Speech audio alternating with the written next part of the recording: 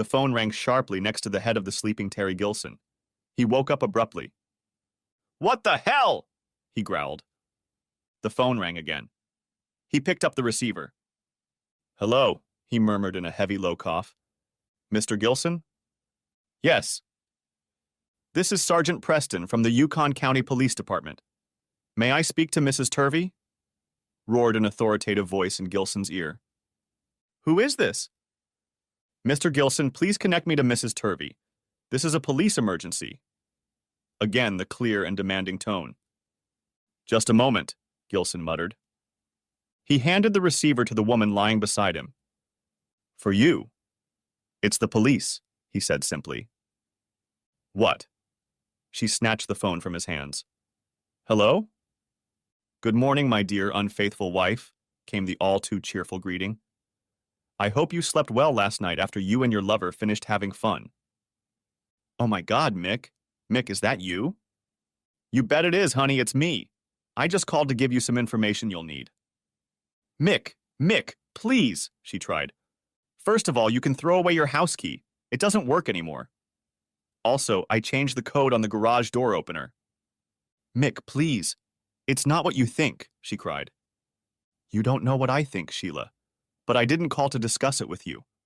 I just called to tell you that your credit cards don't work anymore, and you can pick up your clothes and toiletries in the plastic tubs behind the side gate anytime you want." The voice became as cold as ice. No, Mick, please. Don't do this. Please," my wife pleaded desperately. "It's too late, darlings. I've already done it." "But where will I go?" she cried. "Well, in the immortal words of Rhett Butler, frankly, my dear, I don't care." The tube was slammed down in anger. I had started this process weeks ago, but this morning was the decisive moment. If I hadn't been so sure she was asleep in Gilson's room, I wouldn't have even tried this trick. I was surprised at how easily it came out and how empty the moment seemed. A cuckold's victory, I thought. Too little, too late. I suppose it's appropriate to describe my situation. My name is Michael Mick Turvey. I am 43 years old, and I work as a sales representative for a building materials company. I have been with this company for over 20 years. I married Sheila Pratt almost exactly 20 years ago. We were to celebrate our 20th anniversary next month. I considered the marriage a success, for we had 2 wonderful children. Our first, Angela, my angel, was born a year and a half after we were married, and Ben, our son, was born 2 years later. I loved my wife and my children unconditionally. They were the meaning of my existence. No man could be prouder of his family than I was. We lived in a modest home, but it had everything a family could want. The 3-bedroom split level was our second home, purchased 4 years ago. It wasn't new, but we decided to update it and make it our own. A new kitchen, then a finished basement with a workshop for me, and a large family room that the kids could use for their entertainment. A garage where we actually parked our cars, and then new furniture for the living room and dining room. I felt like we had the perfect life. I met Sheila when we were both in 11th grade and middle school. She was a pretty blonde with a nice body, so it wasn't hard to notice her. She tried out for cheerleading but was unsuccessful. I played receiver on the football team and thought we might make a good couple. I asked her out right after school started in the fall, and she said yes. We dated for a few months, and during that time, Sheila matured into a very pretty girl. I wasn't the only one who noticed. I thought we were dating, but apparently never confirmed it with Sheila. The next thing I knew, our quarterback Terry Gilson asked her out, and she said yes. I couldn't understand it. I thought we were a couple, but apparently I was wrong. Gilson was the star of our team. He was a big, talented high school senior with a strong arm and a will to win unlike anything I had ever encountered. As a quarterback, he was a coach's dream and a coach's nightmare. He had tremendous talent and fearlessness, but he just couldn't follow orders. As the rest of the team realized, Terry was not a team player. Terry was just Terry. Our team finished that season with a winning record, but I wondered how much better we could have been if Terry had stuck to the coach's script instead of making it up as he went along. For all his talent, he was undisciplined and very frustrating to others who worked in his shadow. Terry often bragged about entertaining every cheerleader at least once. I was grateful that Sheila wasn't a cheerleader, but I wasn't sure that would protect her. It made no sense to me to be mad at Gilson. He was what he was, a ruthless womanizer. He viewed these young girls as meat on his plate and intended to enjoy them. Nothing personal, just fun. I was hurt that Sheila had fallen for him, but I knew there was nothing I could do about it. Next year, Terry would be gone and Sheila and I would still be here. Maybe I still had a chance. But it didn't happen. I started dating Marilyn Erlacher. Since the seating at our school was most often alphabetical, more often than not, Marilyn sat behind me and had me in her sights. Marilyn was a nice girl, but it wasn't what I was looking for. I wanted something more exciting, but it was too much of Miss Erlacher. We got along fine, and I think she was impressed that a football player was interested in her, but that was about it. In the spring, I started looking for her replacement. Meanwhile, Gilson had dumped Sheila in favor of some other girl, and she was single again. I thought about it, but given the way she dumped me, I decided to ignore her. By the end of the year, she had found someone else, and I was out again. 12th grade was different. Roger Davidson took the quarterback spot on our team and was everything Terry Gilson wasn't. He was a leader and a better team player. He looked to us to determine who would do the best job. I thought more than once that this guy could make a coach. He understood what it took to win and to get the most out of what the team had to offer. The result was great. I was catching passes like never before, and we were winning regularly. When Roger would enter the huddle, there was silence. He would give the assignment and make sure everyone knew the shot count. All of this was new to me, and I was enjoying it. I continued to avoid Sheila, my ego still bruised from the Gilson incident. I wasn't really surprised when Roger started dating her. For all his talent and leadership, he was a quiet guy, and it was hard not to like him. Oddly enough, I was fine with them. If I couldn't be with her, Roger was my choice. I think she felt the same way. Sheila wasn't the smartest girl in school. In fact, she scraped by with a C and graduated, like many of her classmates, with a job. She never had plans for college. She must have realized her limitations.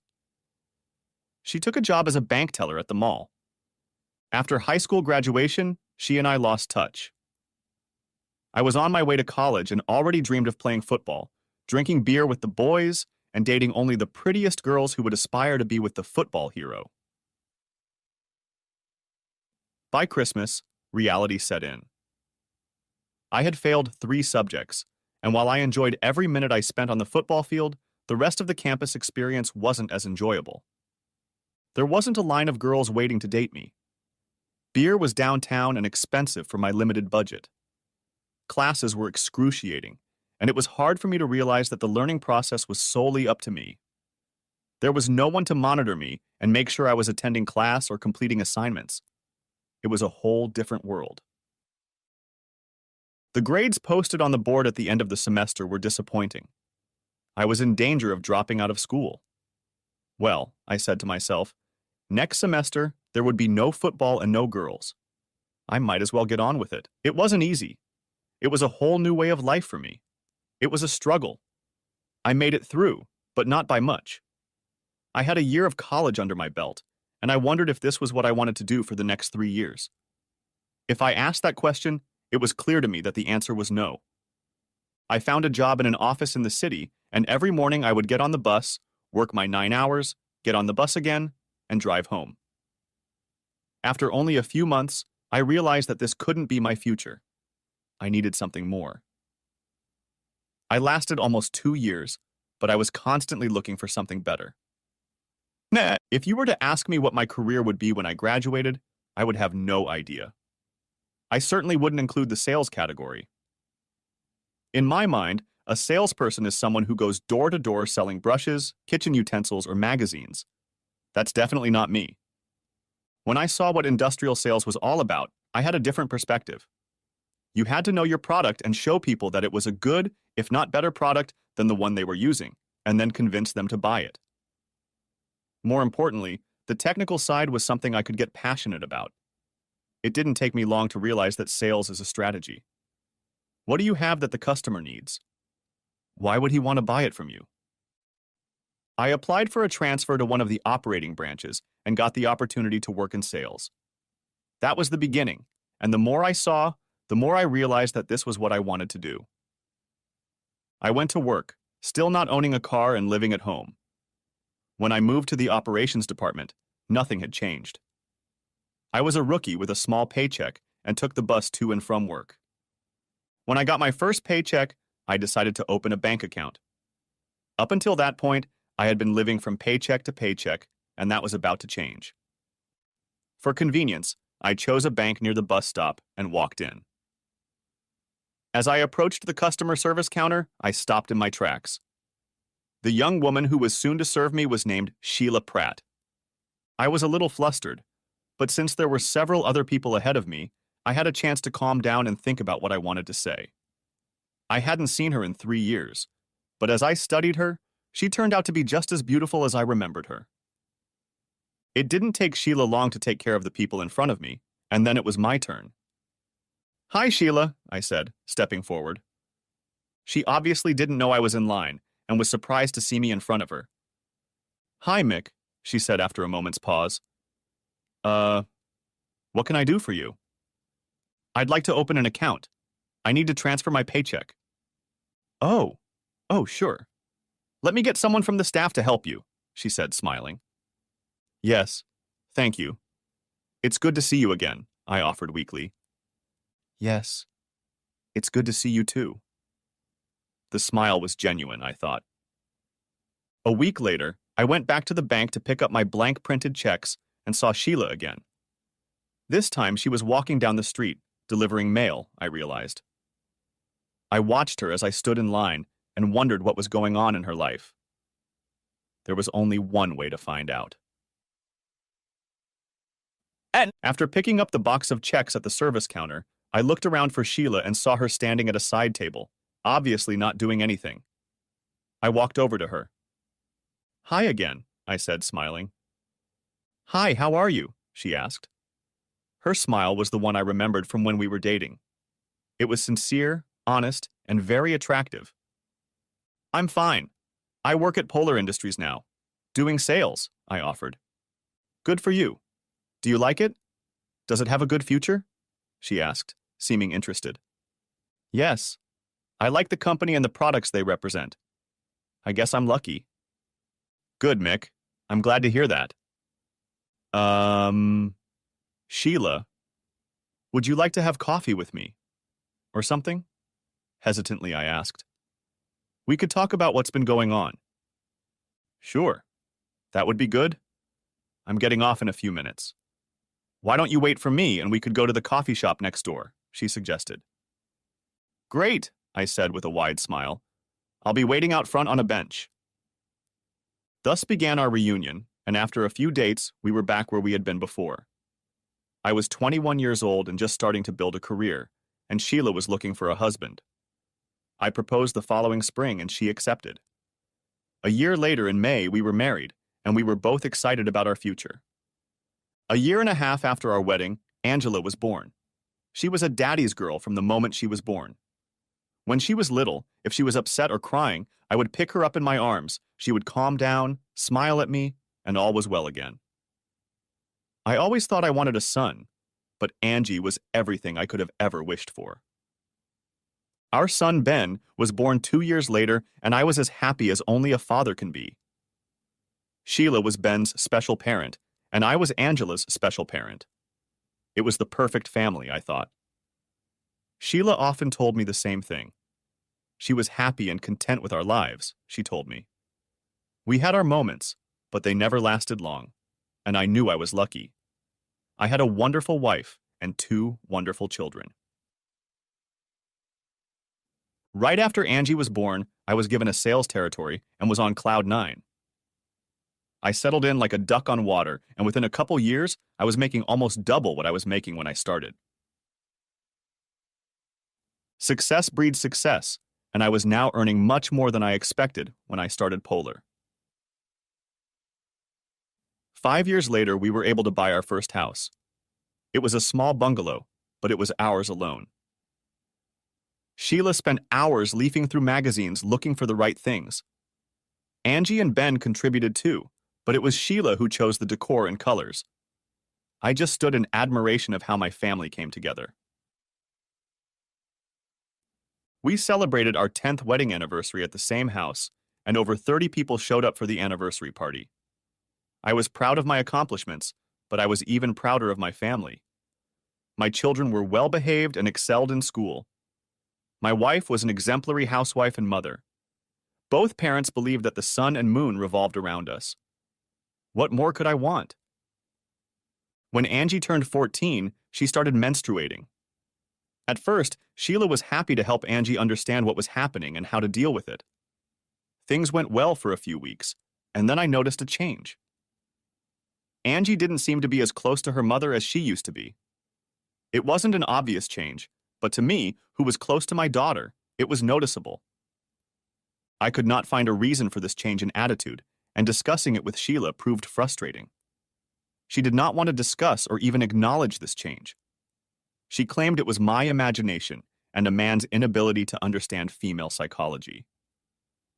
It still bothered me, but since it didn't seem to affect the rest of the family, I accepted it. Ben always seemed balanced. He and his mother were very close, and although I loved him as much as Angie did, I knew that in the event of a serious problem, he would turn to his mother for help first. That didn't bother me in the least. All families form alliances with their parents, and they should have been recognized and respected. Through my successes, I continued to climb the career ladder, and while I realized that sales management was probably not what I was cut out for, I wished I had at least been offered the opportunity. I had my most productive and profitable territory, and I wondered what it would take to take the next step. It finally dawned on me that in order for such an opportunity to arise, a position had to be filled. Shortly after Angie entered high school, Sheila came to me and asked if I would mind if she went back to work. She had been a stay-at-home soccer mom for 16 years and felt like she wanted something to do besides washing, ironing, and sewing. I couldn't think of a single reason why not, but asked her to make sure that whatever she chose would not interfere with the children's lives and our ability to enjoy free time together. She assured me that it would not interfere. After months of searching, she found a job at a car dealership as a receptionist. It wasn't full-time and it suited both of us. She worked there in the mornings from 9 to 1 o'clock, Monday through Saturday.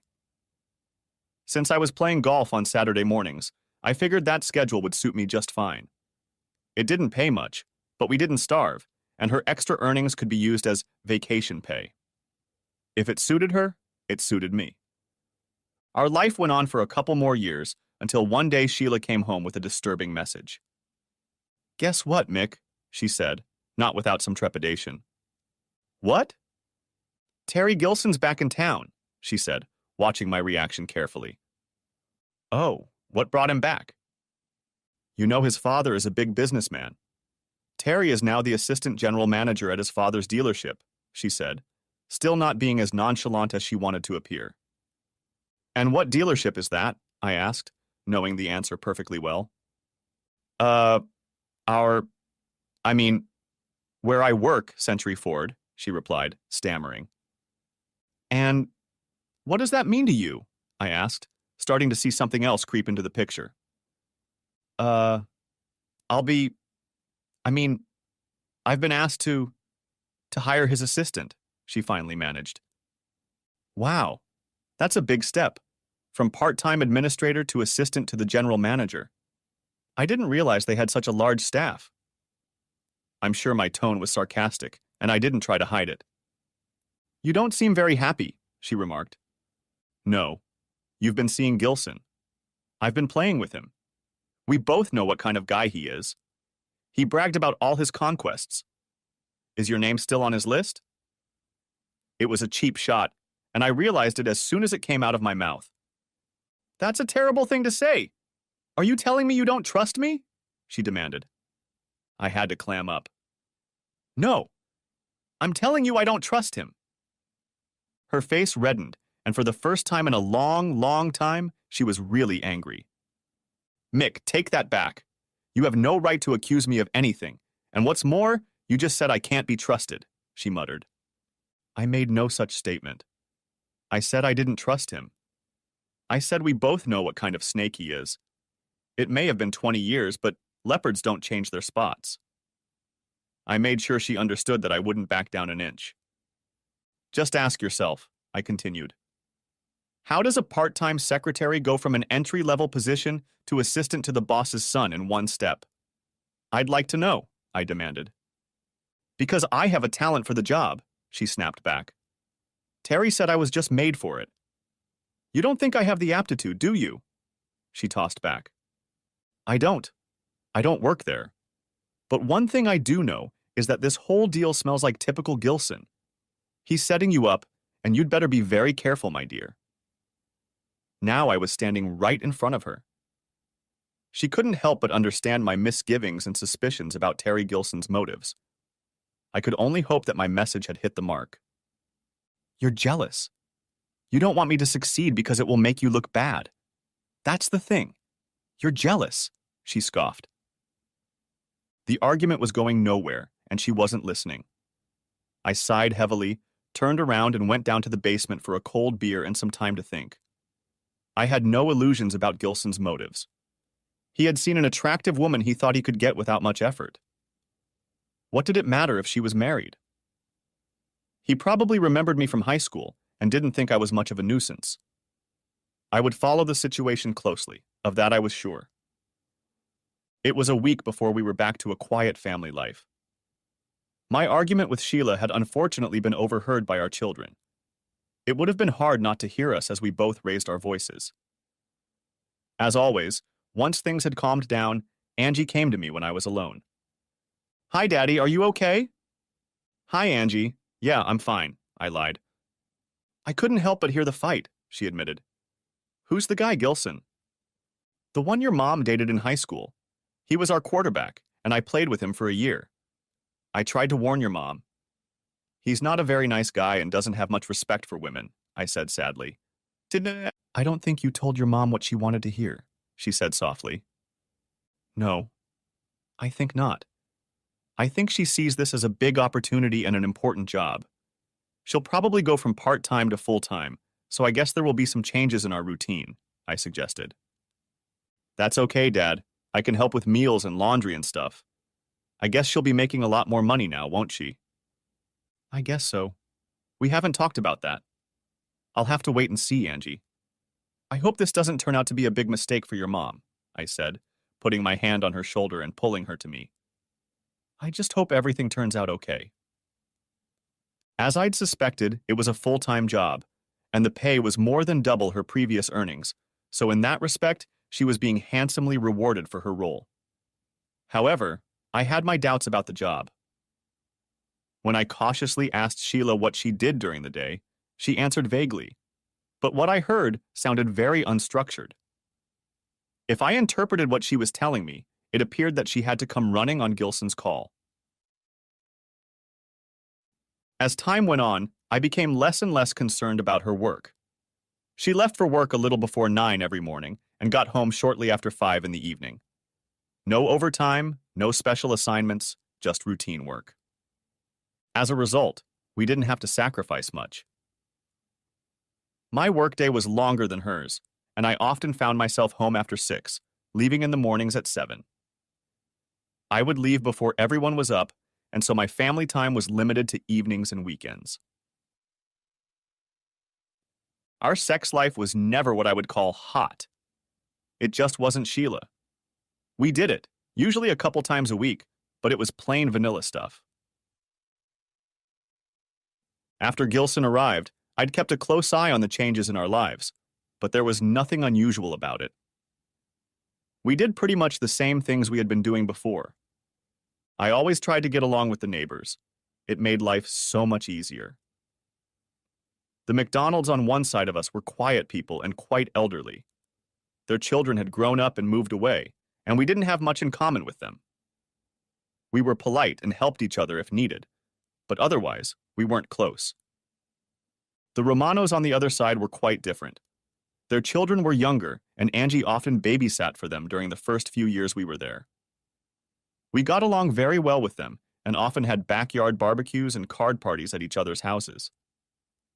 Jimmy and Felicia were probably our best friends. Jimmy was an accountant and worked at the big GM dealership in town. I had already forgotten about it, but when he drove home a van with the dealership's name on the side, I remembered. One late Sunday morning, Jimmy was mowing the lawn before mowing, and I walked up to him for a minute. "Hey Jimmy, how's it going?" I began. "Well, you know, the usual stuff. I guess everything's okay," he grinned. "Yeah, same thing. Say, I have a question for you." I tried to make it sound casual. "Shoot. You work at a large dealership. Does the general manager usually have an assistant? I mean, an assistant general manager?" "Yes. Big dealerships usually have someone to back up the boss when he's not around." "Does this assistant have an assistant, say, a Friday girl?" He looked at me strangely, and then I saw a light come on in his eyes. His face turned funny, and he looked very uncomfortable. "Not usually," he finally said. "I didn't think so," I said, nodding. "Thanks, Jimmy." I turned and headed back to the house. My suspicions were confirmed. "Mick," he called out to me. I stopped and turned around as he came toward me. "I know what you're thinking. I have some acquaintances there. Let me see what I can find on QT," he said in a quiet voice. I looked at him for what seemed like a very long time, then nodded. "Thanks again." I'm not quite sure why, after all that, I asked Jimmy that question. Perhaps I was afraid of the answer. There hadn't been the slightest hint that anything was going on, but I suppose it had kept me on my toes, and for that matter, still did. Jimmy knew who Sheila worked for and what her position was, but he never said a word about it. I just put him on the spot, and he reacted the way a good friend should.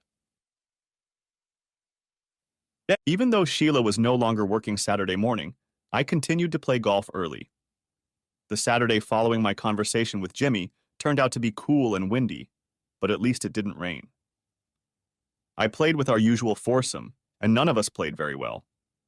The wind intensified the cold, and none of us were very comfortable. We were all glad to finish the round and get to the clubhouse. As usual, we met at the 19th hole after changing, and the winners drank to the losers. Today, my partner and I were shopping.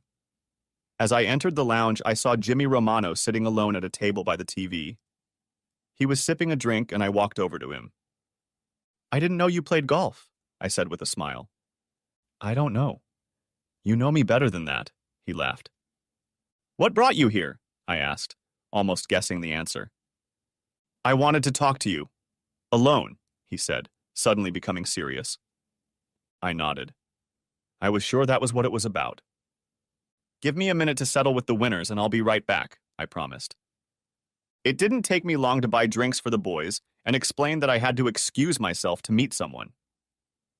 5 minutes later, I was already sitting at Jimmy's table. "So I can assume you heard something about my question the other day," I said, leaning back in my chair. "Yeah. I wish I had better news, Mick. I really wish it was," he said sadly, hardly looking me in the eye. "Tell me straight, Jimmy. I can handle it," I said, with more confidence than I felt at that moment. "Well, Gilson is probably the most unpopular guy in this dealership. The people I've talked to consider him a leech on the side of the business and completely useless. He goes around and pisses off everyone he encounters. He has nothing to do because no one wants him to do anything. He'll just screw things up, as he's demonstrated many times before." Jimmy stopped and sipped from his glass. "No surprise there," I said, trying to remain calm. "So where's Sheila?" He looked at me with the most hunted look I'd ever seen on his face. He really didn't want to tell me what he was going to tell me. "Sheila sits in his office most of the day, occasionally typing letters and bringing him coffee. The only time she acts fast is when old man Gilson shows up, and she quickly disappears into the parts department or the employee break room. When the old man leaves, everything goes back to normal," Jimmy says. I guess old man Gilson doesn't know about Sheila and her mysterious job, I said sullenly. Jimmy only nodded. Then he paused, and I realized that there was more to it. Spill it, Jimmy. I won't bite, I promised. The two of them go out to lunch about twice a week. They leave before noon and don't get back until 2 or 2:30. Since she's been there? I asked, finally shocked. No. It started a few months later, he suggested. One day, one of their clever salesmen followed them. They went to the Carlton Hotel on Banner Road. A long way for lunch, I suggested. Mick, there's no restaurant at the Carlton, he said in almost a whisper. I felt everything inside me clench. I was locked in place, unable to move. I heard my own intermittent breathing, trying to get my thoughts in order. Although I suspected this might happen, I wasn't prepared for it. I can't remember how long it took before I was able to form a coherent thought. I'm sorry, Mick. I really didn't mean to be the guy who, he muttered. I know, I huffed. I didn't want to hear that either. We had another drink with Jimmy and reminisced about the good times our families had spent together. There were many happy memories, but it felt like we were saying goodbye to each other in a way. I think we both realized now that things would never be the same again. I could feel that pain in my gut, and it hurt. I drove home, preparing to see Sheila, and wondering how I was going to handle this revelation. I had been strangely calm with Jimmy, and it seemed odd that I would be able to handle this devastating news. I tried to imagine any scenario that would make their afternoon visits to the Carlton anything other than sexual, but I realized it was unlikely. What was on the surface was what was happening. It wasn't until I was halfway home from the golf club that I started to get angry. My head was spinning with 1,000 random thoughts all at once, and my emotions were in turmoil before it all started to boil down to one horrible fact. She had cheated on me, and cheated on me many, many times. I was a fool, even though I knew the possibility existed. She made a fool of me and didn't even blink an eye without feeling the slightest sense of guilt. Day after day, she made me a cuckold. It was then, with that realization, that the anger began to build. I pride myself on being rational and not prone to rash behavior. I pulled over to the curb a few blocks from my house because I knew I was in no condition to go into my house and confront Sheila. Moreover, it wouldn't be the smartest thing to do. In fact, I was sure it wasn't. If I thought it was just a one-time affair, I might have been able to get over it, and we could move on with our lives. But it wasn't. Apparently, it had been going on for a year. All this time, Sheila had been playing the role of a happy housewife with a loving family. It was a deception of a very high order. Sitting in my idle car, I decided that this required a very high order of payback. I will act as normal as possible, but on Monday, I will begin the process to put an end to this farce and get my revenge. I am determined that I will do as much damage as possible to Terry Gilson and Sheila Pratt-Turvey. I will go by the book and by the law, but I will do everything I can to bring them both down. The rest of the weekend passed in excruciating politeness on my part. I was tight-lipped, not allowing my anger and frustration to spill out onto my family. There was plenty of time for that when all the pieces of the puzzle fell into place. I counted the hours until Monday morning. When Monday finally came, I got up earlier than usual and was out of the house well before 7. I knew I had a few hours before I could get to work on my problem, but I wanted to get out of our house as soon as possible that morning. I knew that my sales manager, Larry Coleman, was already in the office, and I needed to talk to him about taking some time to address my problem.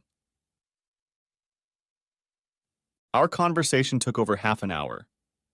I figured he had guessed what might be going on in my family life when I explained what I wanted in terms of a vacation, and thankfully, he was receptive and agreed. He was a nice guy, and I enjoyed working with him. Just after 9 in the morning, I called David Murney, our family lawyer, and asked for his advice on a family matter. I knew it was not his area of expertise and was not surprised when he referred me to Lydia Pankratz. I had met Lydia in passing once or twice and had heard that she was a very good divorce attorney. She won't be cheap, but right now cost was on the back burner for me. I made an appointment with Lydia for late afternoon. I knew I would be late, so I called home to leave a message. Angie answered the phone, which surprised me. Hi, Angie, what are you doing home? Teacher Professional Development Day, she said, with a tinge of mockery. Ever notice how they're always on Fridays or Mondays? Yeah, I've noticed. Look, I have a meeting late tonight, and I won't be home until 7, I think. Let Mom know, okay? Sure, Dad. Say, are you okay? She asked in a curious voice. Yeah, sure. Why do you ask? I don't know. You didn't seem like yourself this weekend. You weren't sick or anything, were you? No, I lied. I'm fine. It's probably your overactive imagination, I laughed. We signed off and I hung up the phone, wondering if Sheila had noticed my unusual behavior. She didn't say anything, but maybe she was being cautious. I'd have to follow up on that. I didn't want to give a false answer too soon. Meeting Lydia was a shock in many ways. To begin with, regardless of the reason, Sheila got half of everything in the divorce. The house, the cars, everything. The only good news was that her income was such that I probably wouldn't have to pay alimony if I could prove infidelity. Judging by her reckless behavior, I doubted I would have any trouble getting proof. As for the children, I would have to prove abuse, neglect, or some other heinous crime to get custody. In this jurisdiction, children were almost always given to the mother. Angie was 18, so she could make her own decision, but Ben was only 16 and would have to spend almost 2 years with his mother. I felt bad, but Lydia said I probably couldn't change anything. That's just the way the system works. That's when things got interesting. Lydia knew I wanted to punish both Sheila and Gilson and said she could help. Since Gilson was her boss, I could sue both him and the company he worked for as co-defendants in the divorce case. In other words, since so many people knew about their little game and did nothing to stop it or report it, we could sue them for a very large sum of money. Better yet, none of that money would go to Sheila. Lydia said she would make inquiries about Century Ford and begin the paperwork for the divorce proceedings. At this point, the reason for the divorce remained open. I was to decide whether it would be irreconcilable differences or infidelity. Lydia suggested that since their liaisons were so predictable, it would not be difficult or expensive to get some photographic evidence to bolster the case. I told her I would think about it. When I got home that evening, I was greeted by a happy Sheila, informing me that my dinner was already in the oven and she had poured me a glass of wine. I was immediately suspicious. Such behavior was unusual for her. I went upstairs, changed my clothes, washed my face, and went down to the table. When I sat down at the table, Sheila sat down as well, also with a glass of wine. I have some interesting news, Mick, she began with a wide smile. Huh? I've been invited to the regional dealer convention next month in Marysville, she said proudly. Really? Just you? I asked, almost knowing the answer before I even asked it. Well, no. Terry and Kurt Jenkins are going too, she said with some nervousness. Oh, I see. And how long does this convention last? 3 days. Thursday, Friday, and Saturday. I'll be back on Sunday. Now the nervousness was fully evident. You seem to be looking forward to it, I quipped. Yeah. This will be my very first convention. I'm sure I'll learn a lot.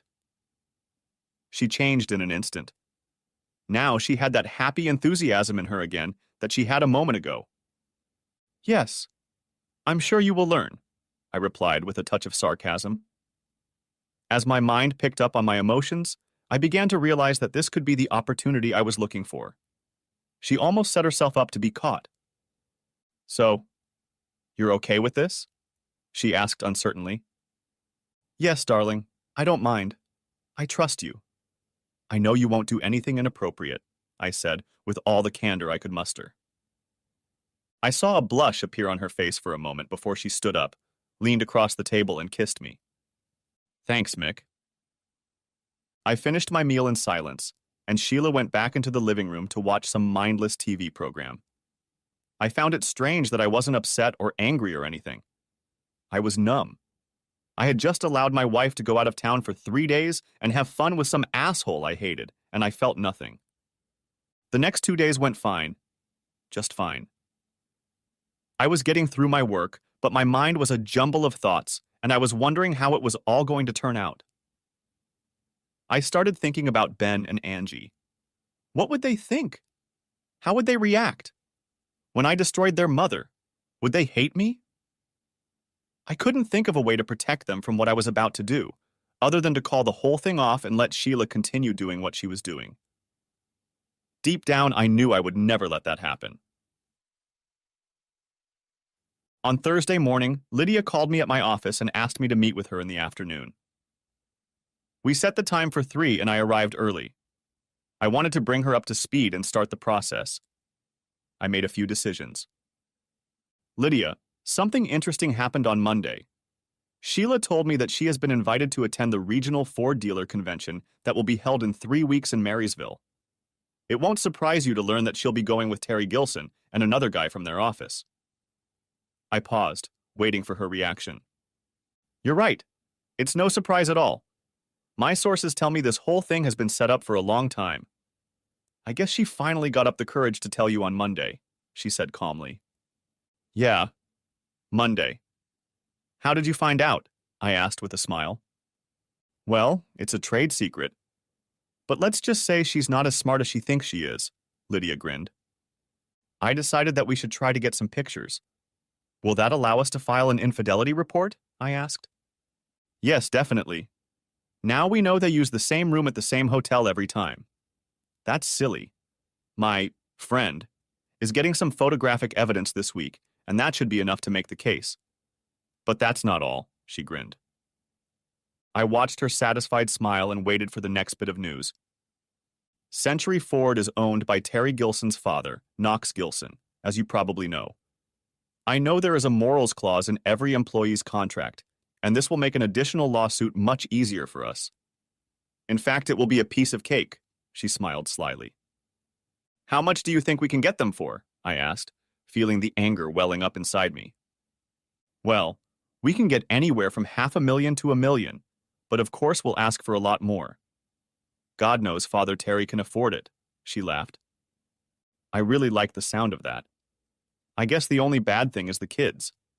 I can protect Angie, but I can't do anything for Ben, I said, suddenly realizing how fast things were moving. I know, and there's not a damn thing I can do about it.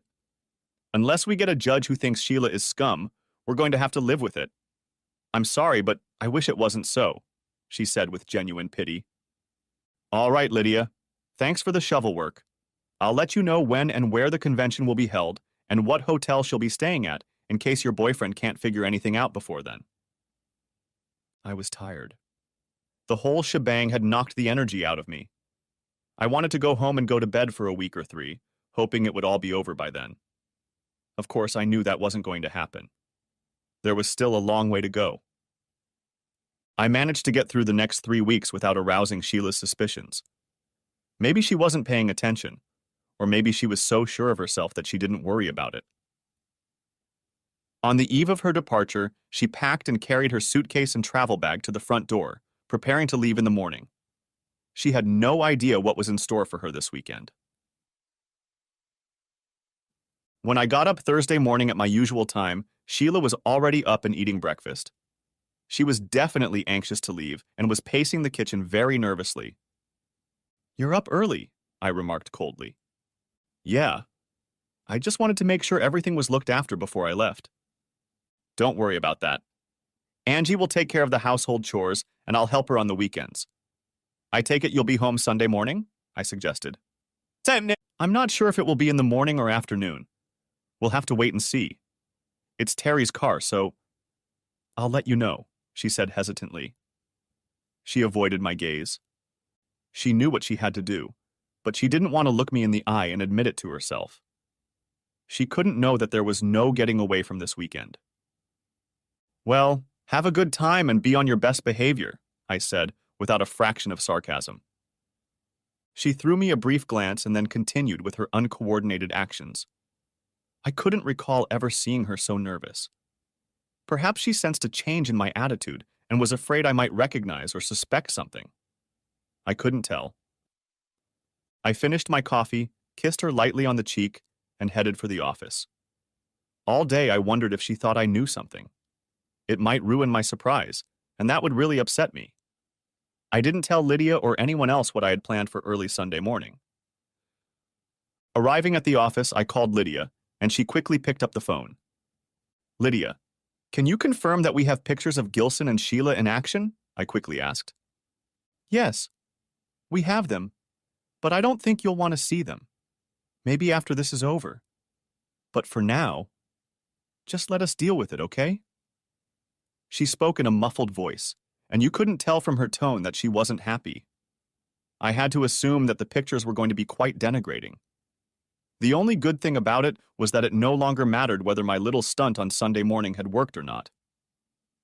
Now, the matter was settled. Are the divorce papers ready? Yes, we can file them anytime you say. I have a little surprise for her on Sunday morning, so I think we can hand her the papers at her parents' house on Monday morning. Can I confirm that on Sunday? I asked. Yes, but, Mick, you're not going to do anything stupid, are you? There was concern in her voice. No, absolutely not. I won't do anything that would mess things up. I promise. I hoped my statement had reassured this dynamic lady.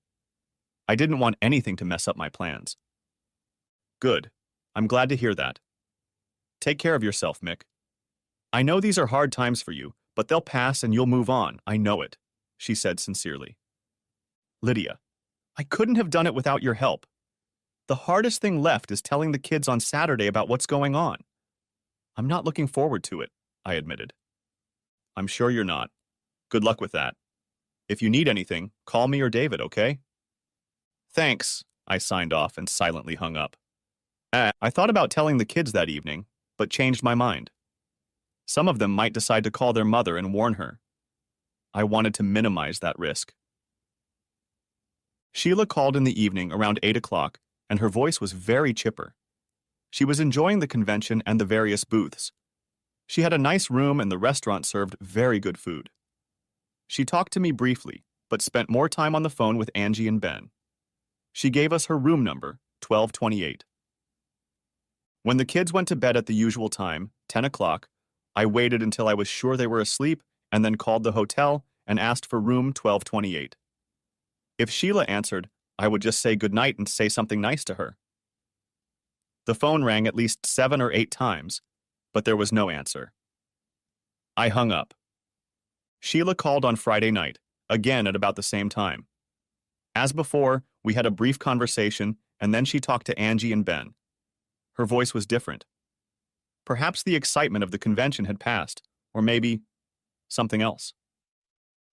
On Saturday, she called early, just before 6 o'clock.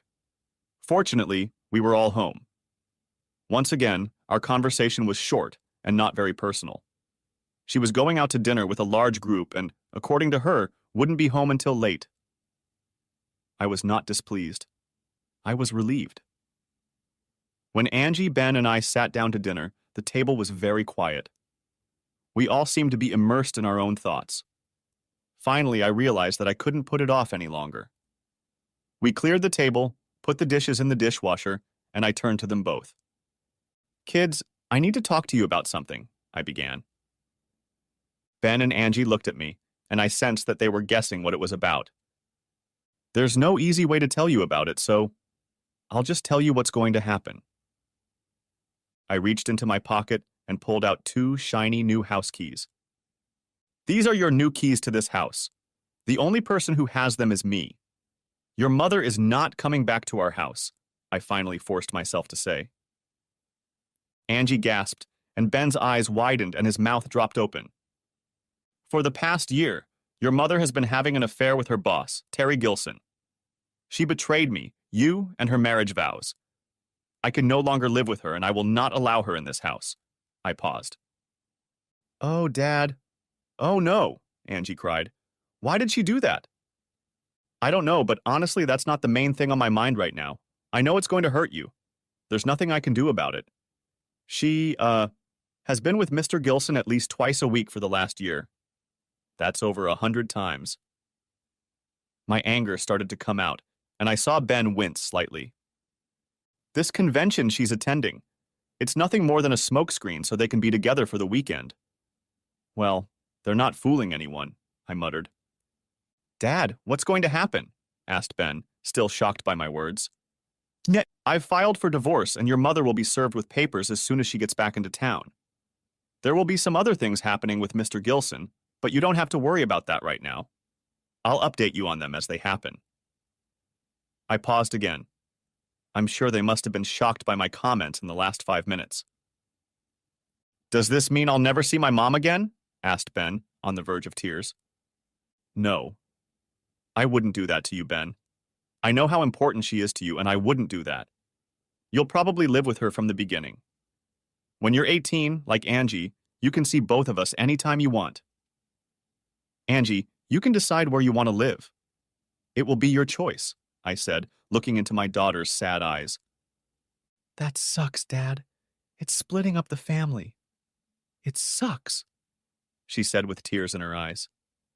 Yeah, I know. Unfortunately, it's the courts that make those decisions, not me. I've thought long and hard about this. I suppose I could tell your mother everything I know and just move on with my life. But I couldn't do that. I have to admit I'm very, very angry with your mother. She lied to us. She lied to us. I don't think I could just turn the other cheek, I admitted. Ben turned and quietly walked up the stairs to his room and closed the door behind him. He's in shock, I thought. I'll go up and sit with him in a little while, when he's had time to comprehend what's about to happen. I turned to Angela, and she looked at me sadly, and then stepped toward me and hugged me. I'm so sorry, Daddy. I know how much it hurts. I can't believe she did that again, she cried. I threw my head back and stared at my daughter. Again? Angie nodded, lowering her eyes. Tell me, please, I said softly. It was 4 years ago. My period had just started, and I was having trouble getting my period. One morning when I was in class, I started having severe cramps. I went to the nurse's office and she sent me home with a note from my mom telling me what to get. When I walked into the house, she and Mr. Morissette were sitting on the couch. It was pretty clear what they were doing. I must have screamed and ran upstairs to my room. I heard them talking and moving around, and then the door slammed. A few minutes later, my mom came into my room. At this point, Angie broke down, and the tears began to flow in earnest. What happened next? I had to be patient. I had to let Angie tell me in her own way. Mom said if I told you or anyone else, you'd get divorced and I'd never see you again. She said the courts always give custody to the mothers, and you'll be so mad at her that you'll probably move away, and I won't see you at all. She looked up at me and shook her head. I was scared, Daddy. I believed her. I couldn't lose you. Not then, not ever again. I guess I promised Mom I wouldn't tell anyone. Except Ben. I never told until now. I put my arms around her again and pulled her to me. That conniving bitch had used Angie's love for me against herself and blackmailed her into silence. So Gilson wasn't the first, and he wasn't the only one. I began to wonder how many there could have been. How could I have been so stupid? How had she managed to pull all this off without me suspecting a thing? Had I been so stupid that I hadn't noticed what was happening? Or, was she smarter than I gave her credit for? Angie, I don't know what to tell you except that I love you. I'm going to do everything in my power to be a good father, no matter what happens in the future. You're old enough to make your own decisions, and I want you to know that whatever decision you make, I will support you, and it won't change my love for you. I didn't think I could say anything else. Thank you, Dad. I know that, and I know I want to be here with you. You need someone, and I think you're with me. She smiled through her tears. We hugged again. I think I better go upstairs and talk to Ben. I'm sure this is going to be really hard for him to get over. You said you told him about Mr. Morissette? Yes. About a month after it happened. Ben said she was acting strange, and he noticed that Mom and I were kind of avoiding each other. I told him about what I'd seen. And how did he react? I asked. Funny. Like it wasn't a big surprise, or maybe he suspected something, Angie replied thoughtfully. I was sure he'd think I was lying, but he didn't say anything at all. He just mouthed off and kept it to himself. I nodded and stood up, heading for the stairs in Ben's room. I knocked softly, then turned the knob and gently pushed the door open. Ben was sitting on the bed, staring out the window with empty eyes. It took him a few seconds to acknowledge me, but he still didn't say anything. I'm sorry, Ben. You know I wouldn't hurt you if I could help it. I hope you understand. I couldn't let things continue the way they were, I said quietly. He nodded and turned to me. I'm sorry too, Dad. Mom really hurt a lot of people, didn't she? He said in a barely audible whisper. Yes, she did. I don't know what will come of all this, but I'm sure your grandparents will be very upset with her, I replied. Why, Dad? Why? I have no idea, Ben. She's never given me even a hint that she's unhappy or dissatisfied with her life. Not one hint, I repeated. I hate her, he suddenly muttered. No. Don't do that, Ben. She loves you, you can be sure of that. It's something else, something I don't understand. Maybe she doesn't either. But don't let your anger consume you. I know you love her. Perhaps in time you can forgive her. I know she would never want to hurt you or Angie. Never, I said in as positive a tone as possible. He turned to me again with a devastated look. I put my hand on his shoulder to reassure him. After a few minutes, I got up and walked out of his room, closing the door behind me. After my awakening on Sunday morning, all hell broke loose. Sheila tried to call home, but I got Angie and Ben and we headed out for breakfast. We may not have had much of an appetite, but we needed to get out of the house. I also turned off my phone and asked Angie to do the same with hers. I didn't want Sheila pissing her off over nothing else. I told the kids what I had done by calling early in the morning, and Angie laughed. Ben smiled, and I realized they approved. Why didn't I feel better then? After breakfast, we drove to the park by the river, and the three of us went for a walk. I think in some strange way we all felt better. Perhaps because all the tension and anticipation of what was to come had subsided. Angie and Ben knew what was coming next, and they knew when it was going to happen. As for me, I had a knot tied in my stomach that in no way wanted to dissolve. I had begun the process that would end with the dissolution of my marriage and the breakup of my family. I still had to talk to my parents, but that was one of the two important things to do today. Of course, I would also call Lydia and tell her what I had done. I was dreading talking to George and Amy Pratt, Sheila's parents. We were close, and they adored their grandchildren. I wasn't sure how they would take the news or which side they would take. I decided to leave it at that until Sheila could decide for herself. She needed a place to live, and I suspected she would run home. I called Lydia Pancratz first. I told her about my little prank, and she laughed at my insolence too. Now that's something I wouldn't want to get, she grinned. I hope you enjoyed yourself, Mick. Not really. Cheap revenge, I guess. But now she knows, and she knows some of the consequences, I said, noticing the note of anger in my voice. What about the kids, Mick? I talked to them last night, and I think things are stable. They're not very happy, as you can imagine, but they understand, and I think we'll have to wait and see what the long-term effects on them are, I said. But I have another surprise. What? Lydia was taken aback for a moment. Angie told me that about 4 years ago she caught her mother with another man. Sheila threatened Angie. She told her that I would divorce her, she would get custody of them, and they would never see me again. She blackmailed her into keeping quiet, I concluded. Oh my God. Could she do that? Asked Lydia in amazement. I thought I knew her. I was wrong. I don't know her at all. She's just a disgusting woman, I said, more with regret than anger. Lydia must have been wondering what was next. After a few moments of silence, she spoke again. Stay close to Angie and Ben, Mick. They need you around. It's going to be hell for them for a while.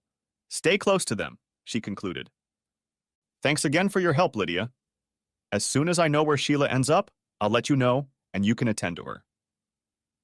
We signed off and I slammed my cell phone shut. Getting through to my parents was going to be much harder. The conversation with my parents was thankfully short. I described the situation, and their first reaction was concern for Angie and Ben. I recounted my conversations with them last night and the fact that they seemed fine today. This seemed to reassure my mom, and both said they would talk to us later when things had settled down. I wondered when that would be myself. I turned the phone off again. It beeped, letting me know I had a call waiting for me, and I was pretty sure it was Sheila. She wasn't on my list to talk to today. Angie, Ben, and I sat down on a picnic bench in the park, and I explained that I didn't want to be near our house for the next few hours. I expected their mother to rush home to try to get in. Finding that her key was useless, she would surely make a ruckus. I suggested we go out of town and not show up there until just before dinner, and then come back. They agreed, and we discussed where we could go. There was an open air fair in a small town a few miles south, and we decided to see what it was all about. The fair turned out to be very interesting and fun. We ate a few hot dogs to get us through dinner and generally enjoyed an old-fashioned country fair. It took our minds off our problems and allowed us to think about something else. We didn't get back into town until almost 7 and stopped at a nice restaurant for dinner. We knew that sooner or later we would have to face changes in our lives, but on this last day, we could get away from it all and find some peace and quiet. By the time we got home, it was almost 9 o'clock. Sheila was nowhere to be seen and the house was dark. I parked the car in the garage and we walked into the house, turning on the lights as we went. Nothing had changed in the house since we left for breakfast this morning.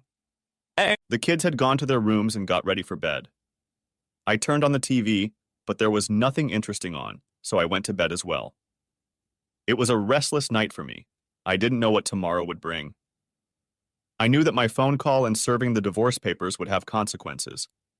It was only a matter of time. Monday morning, I reconnected the phones. I didn't expect to hear from Sheila so early. I was wrong. Almost immediately, the phone rang. We didn't have caller ID, so I had no idea who would be calling this early. I decided to tempt fate. Hello? It was a cautious greeting on my part. Mick, please. We need to talk. Of course, I was Sheila. What is there to talk about? I asked in a low voice, trying not to disturb the kids. Oh my God, Mick. I'll tell you what. I can explain. It's not what you think, she moaned. That's the second time you've said that. What do you think I think? I challenged. It wasn't like an affair. It was just a stupid mistake. Don't ruin our marriage over a stupid mistake, she pleaded. You must think I'm the stupidest person on the planet, Sheila. I know for a fact that you've been having fun with asshole Gilson for at least a year. And now I know that Francis Morissette is on your buddy list. We have photos and all the proof we need. It won't be pretty, Sheila, and you have no one to blame but yourself. I promise you it will be ugly. With those words, I hung up and disconnected the phone again. I went to work and informed Larry Coleman that I was divorcing my wife, and if she called, I asked him not to transfer the call. He agreed and quickly went to Gloria's switchboard to inform her of our request. I went back to my office and tried to burrow into the papers on my desk. I was pretty good at it until about 11 o'clock in the morning when the phone rang. It was George Pratt, my father-in-law. Good morning, George. I can guess why you're calling. I apologize for not giving you and Amy a heads up, I said preemptively. I think I understand, but I'd like to hear it from you, Mick. You've always been straightforward with me, so tell me what the hell happened, he asked demandingly. I told him about my warnings to Sheila about Gilson, her affair with him, and her other affair with Morissette. When I finished with a condensed version of her activities, a long silence hung on the line. My God, he finally said slowly in a thin voice. I had no idea she was capable of such a thing. Are you absolutely sure about this, Mick? He asked, hoping there was some glimmer of relief in that. I'm very sorry, George. I'm afraid I'm not only sure, But I have photographic evidence, I said, feeling sorry for this fine man. He deserved better from his daughter. She's staying here for now, Mick. Are you planning to start divorce proceedings? Yes. All the paperwork is ready. She'll get a summons either at work or... Well, I'm sorry, but it can happen at your house, I apologized. I understand. I don't mind telling you that it will hurt not only her, but her mother as well. I know it's not your fault, but, well, whatever. I hope we'll still get grandchildren to visit us, Mick, he finished hopefully. Of course. This isn't about you or Amy, George. I would never do that to you or the kids. You're always welcome here, I said sincerely. Thanks, Mick. I'm sorry. But thanks, he said sadly and hung up. As I put the phone back on the stand, my emotions left me. I expected there would be more moments like this in the coming weeks and months. I had to prepare for them. I learned that Sheila had gone to work that morning and, amazingly, was still working. Gilson had no idea that all of this could come crashing down on his head at one point, and apparently decided to let things run their course. When Lydia confirmed that my wife was on time for work, she sent a bailiff to her, and no sooner had she had her morning coffee than the divorce papers were in her hands. According to observers, she immediately broke down and ran out of the building. My guess is she fled to her parents' house. But that wasn't the most interesting part. Shortly thereafter, Terry Gilson and Knox Gilson were served with court orders stating my intention to sue for damages based on alienation of affection and willful disregard of corporate responsibility. That is, failure to comply with the morals clause in specific employee contracts. The lawsuits included punitive and compensatory damages in the amount of $5 million. The circus is on. Reconstructing the story much later, I learned that Knox Gilson had set up a showdown with his son Terry and practically cut him off. No more easy jobs, no more rescue from situations with angry husbands, and unless he pulled himself together, no more inheritance.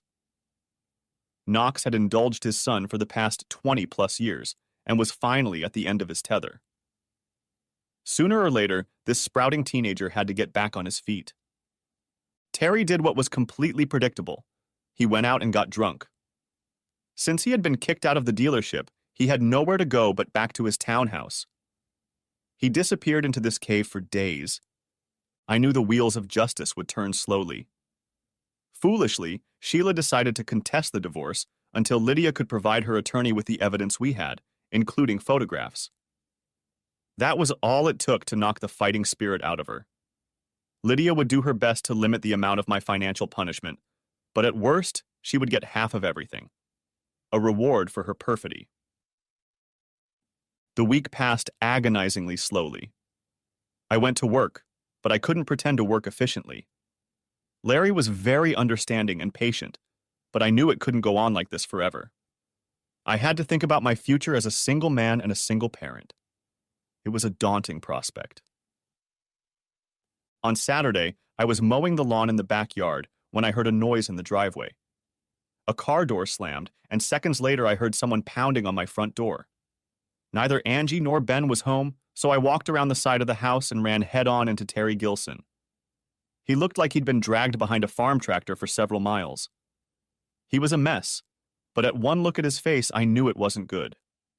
That was the last thing I remember before he hit me with his big right fist.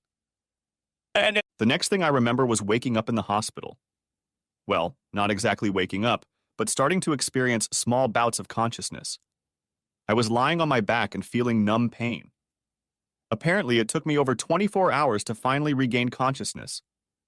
I was floating in and out of consciousness, barely grasping bits and pieces of the here and now. At one point, I realized there was someone with me. I could feel a hand, but I couldn't open my eyes, or at least I didn't want to. They were like two marbles rolling around in the bottom of a tin can. I heard a strange voice, but although it was familiar, I couldn't connect it to my memories to see who it could have been. I tried to remember what could have brought me to that place, and after a while I remembered Gilson's face and then his fist. A day or so later, I discovered that my mother and Angie had been at my bedside almost the entire time I was in the ICU. I tried to smile at them, but it hurt, and I hoped they realized how grateful I was to have them around. I think I heard Angie tell me Ben was coming over after school, and I tried to smile again. Just thinking about it hurt. It was over a week before I recovered enough to talk to my doctor. He started literally from the beginning. I had a concussion from hitting the wooden frame of the garage door when Gilson hit me. I had a dislocated right shoulder and a badly bruised upper right arm. What saved me was that Felicia Romano, who had witnessed most of the altercation, yelled from her kitchen window, causing Gilson to look up and realize he was being watched. He rushed to his car, backed out of our driveway, and rubber-tired the entire block.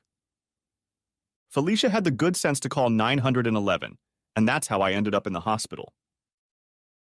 Gilson was identified by both Felicia and another neighbor, who recognized the license plate number of his car as it sped down our street. There aren't many white 1964 Ford Galaxy convertibles in our town, and a couple hours later, Gilson was spotted leaving a bar and driving away in an inadequate manner. To top off the woes, Gilson was arrested for DUI and resisting arrest. He just didn't know when to leave. When they put him in a cell, they matched the assault complaint filed by Mrs. Felicia Romano and my admission to the hospital. After questioning Felicia, they charged Gilson with aggravated assault, assault with intent, and criminal trespassing. He was in deep shit, and it couldn't have happened to a nicer guy. When he called his father from prison, Knox Gilson didn't answer the phone. I wish I could have been there, but I was unconscious and lying on the operating table having my spleen removed. 2 days after I began to have permanent lucidity, a plainclothes officer came to me and asked me to testify. I told him everything I remembered, which wasn't much. A face red with anger and a big fist. He asked what might have prompted the attack, and I told him about Terry's affair with my wife, the divorce, and the lawsuits. He nodded a couple times and thanked me, then left. Epilogue. At the Division of Property and Divorce Court, Sheila wasn't too nice. I will be buying her share of our house. They gave her the absolute minimum and no alimony, and gave her a stern lecture on her contribution to my injuries. Knox fired both Terry and Sheila. She was on the job hunt when our divorce became final. Her name was toxic in some circles, and I doubted if she would ever find a decent job in our town. Ben lives with Sheila, but from what I gather from Angie's words, their relationship isn't what it used to be. I see Ben every week on weekends. We got an exemption from the judge about that. He seems to be getting stronger, but he's not the same kid I remember from better times. Angie is Angie. She's my girl, and she keeps me in line. She runs the house, my diet, and my exercise program. If I didn't know better, she could have been my mother. My in-laws have been a pillar of support and have helped us when needed.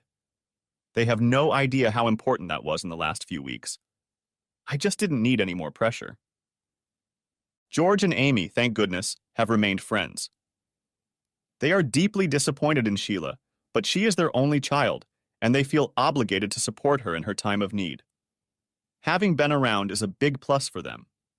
They're spoiling him in a way, but I don't mind. I just want Ben to get through this and come out of it in one piece. Angie stops by to visit. She and her mother talk to each other again, but I get the impression it's an awkward relationship at best. The lawsuits, of course, will never go to trial. Knox Gilson won't let it, according to my lawyer friends Dave and Lydia. We'll settle for a very large sum, and I'll be secured for years to come, even after taxes and legal fees. I already know I'll be able to take care of Angie and Ben's college tuition and provide them with a car. At least some good will come out of this whole mess. Physically, I've recovered as much as I possibly can. I lost my spleen, but my kidneys, ribs, and shoulder are almost healed. I go to physical therapy 3 times a week and will continue to do so for a while longer. I still have pains that come and go daily. My doctor thinks my testicles are 80% functioning, but I haven't had a chance to have them checked yet. I don't have much enthusiasm for the opposite sex right now. When I have the money from the trial, I intend to buy Jimmy and Felicia something special. Jimmy has been there for me when I needed him, and Felicia may have saved my life. Nothing would be too extravagant for these two. What happens next? I ask myself regularly. I'm still reeling from what Sheila did to us, but I suppose in time I'll get over the worst of it. I quit Polar Industries, or at least tried to. Larry didn't want to hear about it and said he was giving me an indefinite leave of absence. Someday I'd have a lot of money, and I was trying to decide what I should do with it. I think I know. Frank Clay, one of my best customers and an old friend from when I first started in sales, wants to retire and sell his building materials business. It's a good business with a well-balanced trade between retail and building clients. He is part of the Build Right buying group, and that helps him compete with the big stores.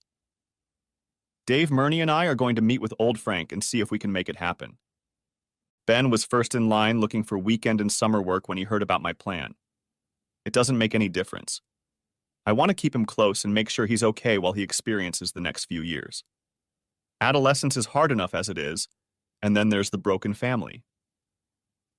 I look at Knox and Terry Gilson and realize that this is what happens when you're not involved enough in your kids' lives or close enough to them. I've had a lot of time to think about what happened to me and our family. I will be the first to admit that I took it personally and wanted revenge to the fullest. I still feel the same way. Perhaps if I had only had to deal with Gilson, things would have been different. I guess I can imagine how he might have swayed and charmed someone like Sheila.